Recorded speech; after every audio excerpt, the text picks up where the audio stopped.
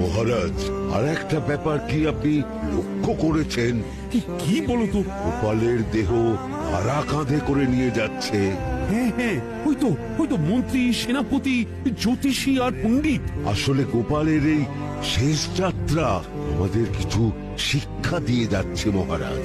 এই যে দেখুন, যারা গোপালকে সহ্য করতে পারত না, এখন তাদেরই কাঁধে গোপাল যাচ্ছে।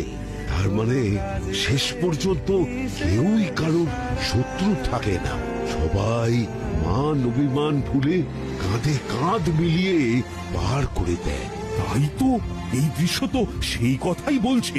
আর ওই যে মোহর আর অলংকার ছড়িয়ে যাচ্ছে, সেটাও বুঝিয়ে দেয় যে এই অর্থ, সমৃদ্ধি সবই ফেলে একসময় চলে যেতে হবে।